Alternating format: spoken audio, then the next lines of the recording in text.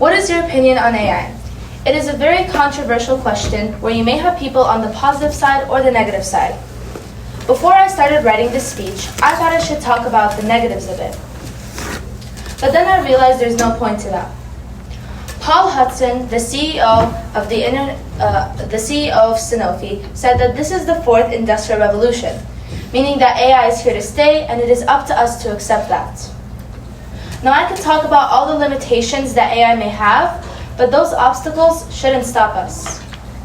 I don't look at it through the positive or the negative side, but rather how we choose to incorporate it in our lives. This directly relates to the learning environment, such as the new recent arrival of the AI chatbot called ChatGPT. We have to realize that we need to evolve to this just as we did in the first industrial revolution. Because if we keep pushing it away, it simply won't solve our problems. And if we deny AI, it will be difficult to further incorporate it in the learning environment and benefit our students. So today, I'm going to talk about the significance of AI in education before considering a possible solution that can approach this issue. Now, AI is not going anywhere. It is now part of our reality, either one way or the other, as it spreads throughout the world.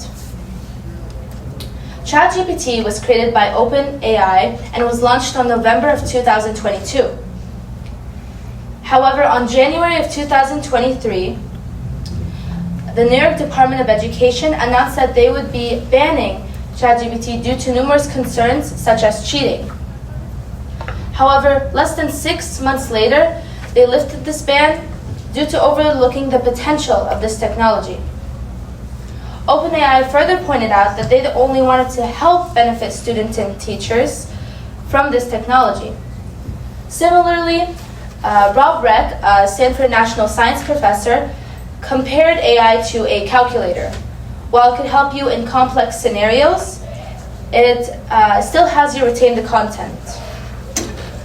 Noah Goodman, an associate professor in psychology and computer science, compared it to the printing press. While this allowed you to print text and images on paper, it did not diminish the need for human writing skills. So we can see in both of these analogies, while AI can have its benefits, it does not take away the knowledge we already have. Now, the important thing when approaching something new and big like this is that we have to be willing to do so.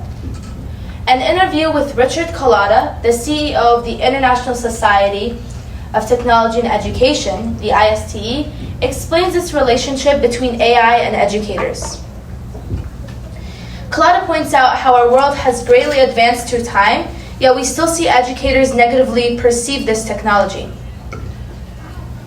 We are so caught up with the negative consequences, such as cheating, that that educators themselves have pushed this aside until it has developed a bit more. That's why the IST created this new chatbot called Stretch, where it differentiates the right and wrong ways to use AI in the classroom.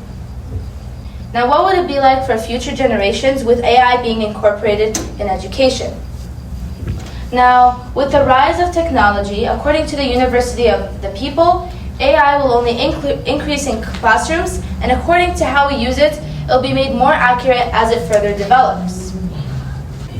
Through time, we will have our ups and downs with this technology, but this will only enhance our learning experiences. So, I created this survey in school to see the first-hand opinions about the people here on this topic. And the question was, do you think AI should be incorporated in school or not? Student A said that they weren't sure if AI should be incorporated or not. However, student B pointed out that AI is a fast-developing technology and we should make more use of it. Now, in general terms, when I was looking at the results, I did not realize that so many people didn't know much about AI.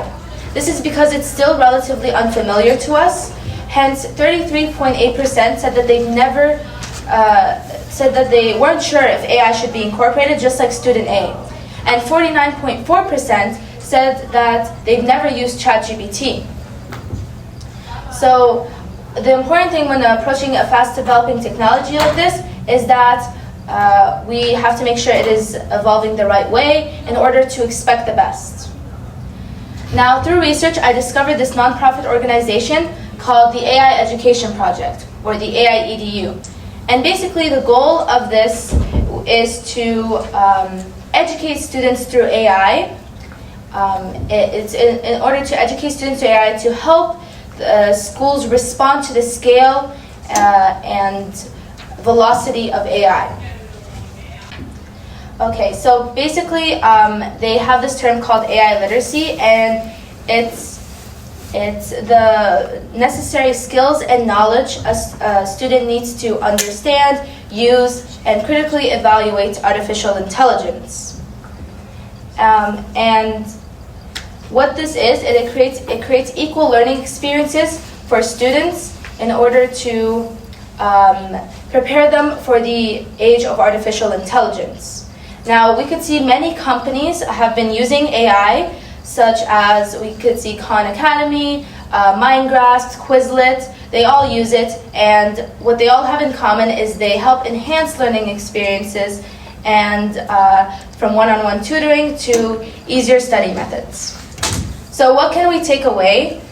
Well, we must take into consideration the benefits of this technology in education. Because again, if we deny it, it will be difficult to further incorporate it in the learning environment. Now, many people will disagree with this because of problems that may arise, but that is simply reality. AI is advancing as we speak, and if we just focus on the problems, we will never surpass them. Just like if you have a job, if problems arise, you're not going to simply quit the job, but rather overcome those obstacles. Before we incorporate this, we have to make sure or be willing to take the next big step to benefit future generations. Just like Booker T. Washington once said, you must measure the accomplishment by the obstacles you surpassed in order to reach that goal. Thank you.